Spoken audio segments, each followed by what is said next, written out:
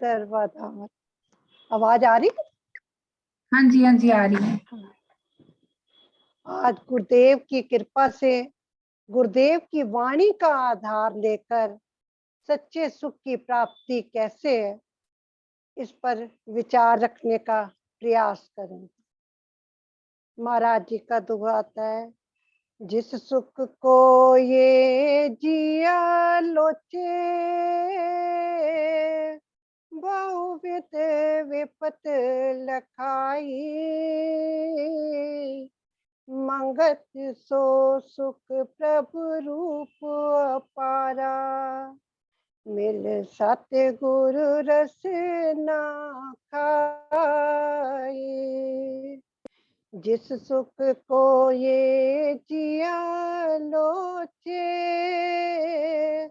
बहुविध विपत लखाई, मंगत सो सुख प्रभु रूप अपारा, मिल सतगुरु रस ना खाए। गुरुदेव इस दोहे में हम संसारियों को क्या समझा रहे हैं कि जीव जिस सुख को पाने की चाहना या इच्छा करता है, उसको पूरा करने के लिए कितनी मुश्किलों का सामना करना पड़ता है, क्योंकि वो सुख जो है क्षण मात्र का होता है। जैसे घास के ऊपर ओस की बूंदें चमकती हुई कितनी अच्छी लगती हैं, पर जैसे ही सूरज की किरणें निकलती हैं, वो ओस की बूंदें गायब हो जाती हैं, वो ढूंढने पर भी हमें नहीं मिलती हैं। गुरुदेव महाराज हमें समझा रहे हैं कि तुझे अपार सुख की प्राप्ति होगी। महाराज जी ने कहा है ना दोहे में, मंगत सो सुख प्रभु रूप अपारा। अपार सुख की प्राप्ति होगी जब हम गुरुदेव महाराज की बताई हुई युक्ति के अनुसार महामंत्र का सिमरन करेंगे। गुरुदेव ने कहा भी है, त्रयोदशी अक्षर मंत्र ये सर्व सिद्धि दातार, जो सिमरे नित प्रेम से मंगल पाए अपार। जितना जितना हम सिमरन करेंगे उतना ही हमारा मन गल जाएगा, मन से राग द्वेष विकार खत्म हो जाएंगे और हमें सुख की प्राप्ति होगी। ग्रंथ श्री समता विलास में भी गुरुदेव ने कहा है, प्रश्न है, दुनिया में सच्चा सुख क्या है? और क्या उत्तर देते हैं गुरुदेव कि ईश्वर की प्राप्ति ही सच्चा सुख है।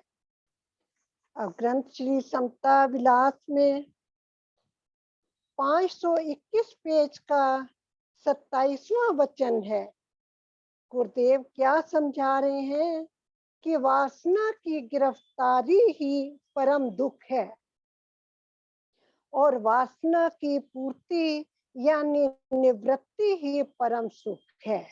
जितनी जितनी हम वासनाओं में घिरे रहेंगे, हम दुखी होते रहेंगे।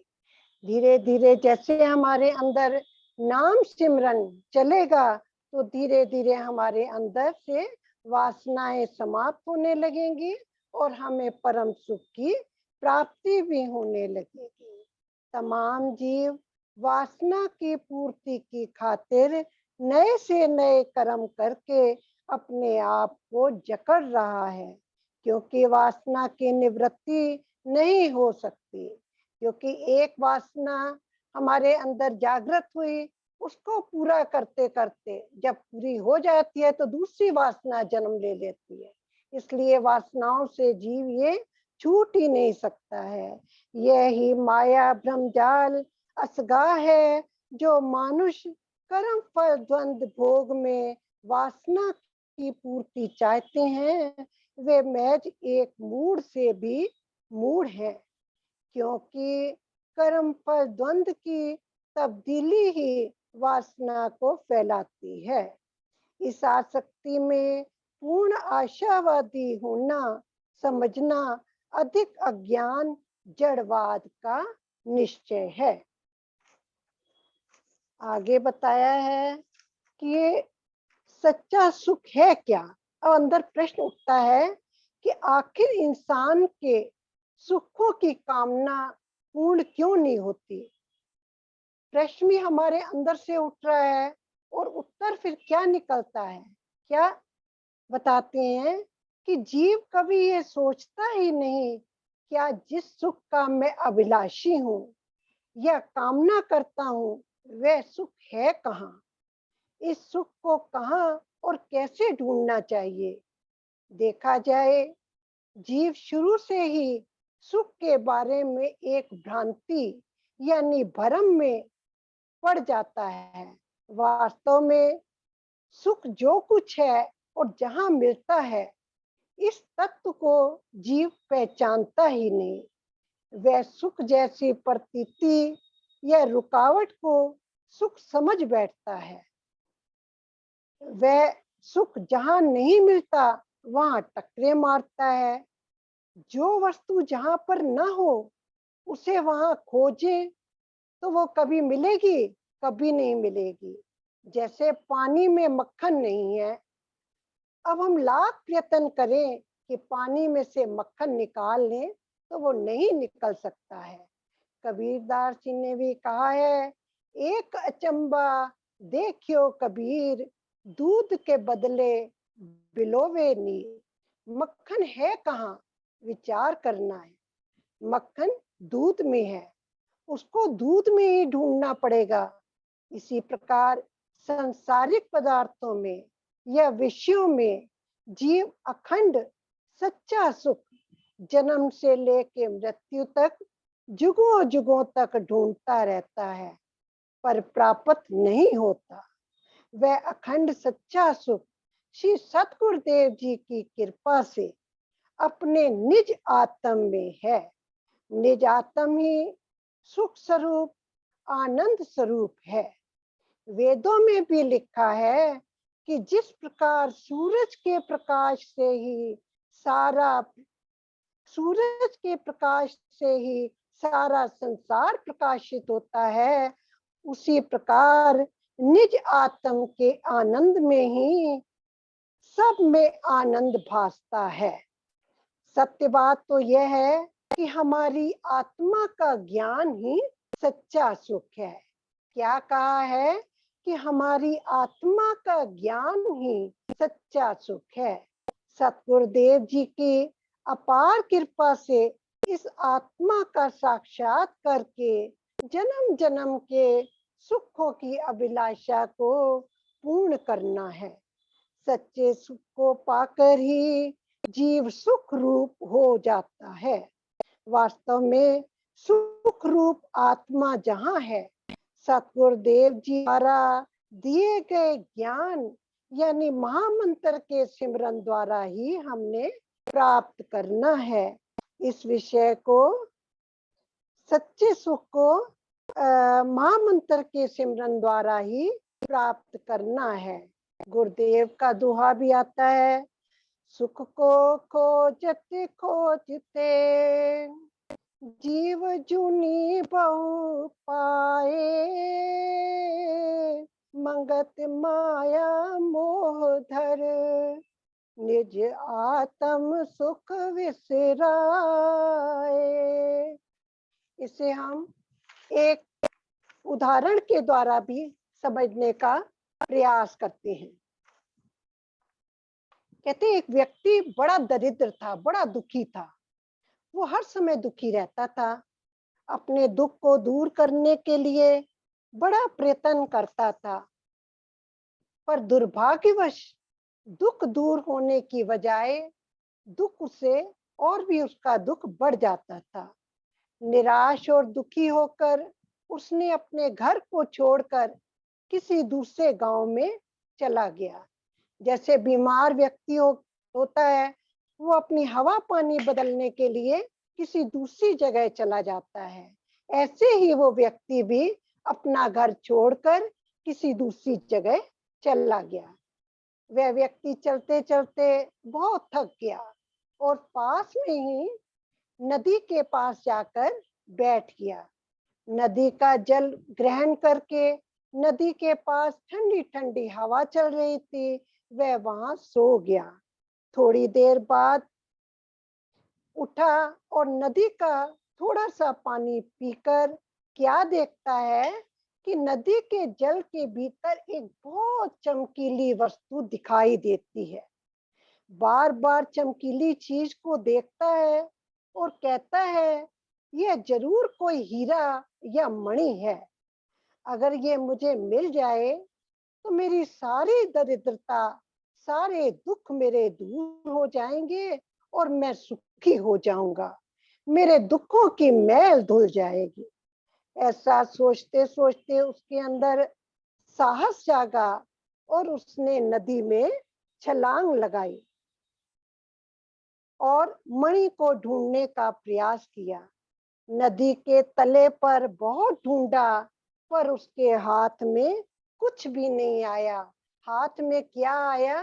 कीचड़ उसके हाथ में आया। बेचारा बहुत निराश होकर बाहर निकला।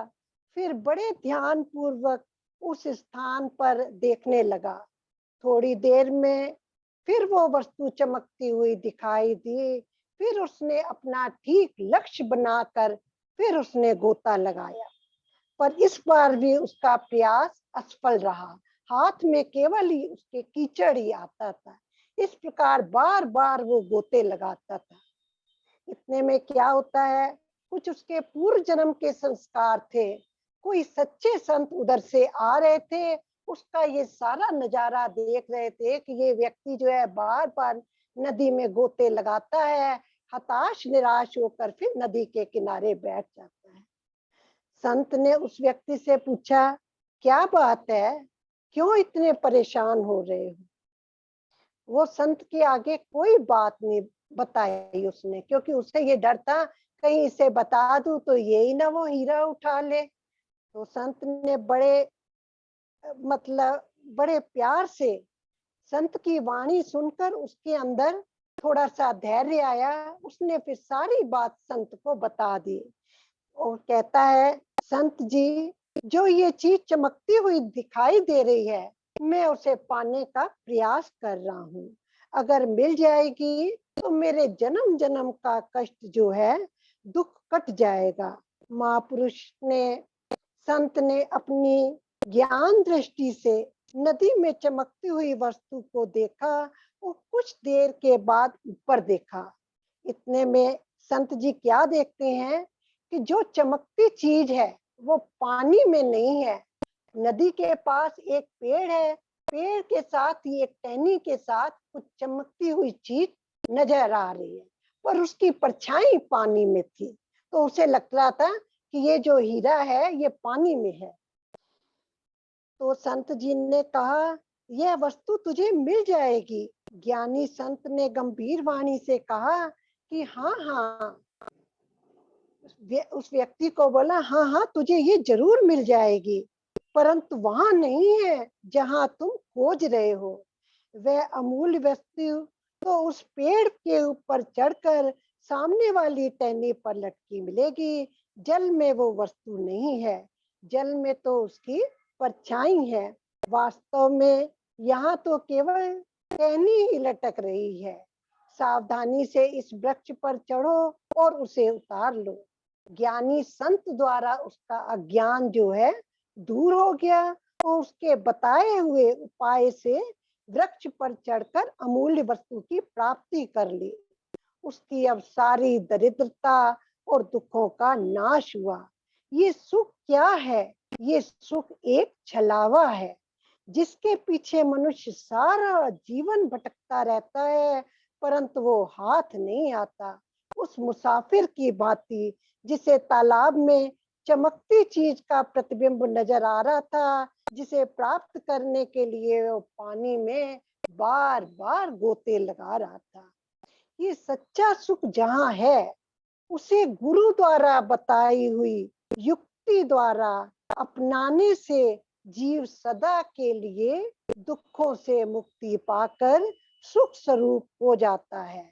सुख के अभिलाषी जीव को चाहिए कि वह नित्य अखंड सच्चे सुख को अनित्य दुख रूपी संसार के विषय विकारों तथा संसारी पदार्थों में ना ढूंढकर संत महापुरुषों की बताई हुई युक्ति से निज आत्म का बोध द्वारा प्राप्त करें, तभी हमारा जीवन सफल होगा।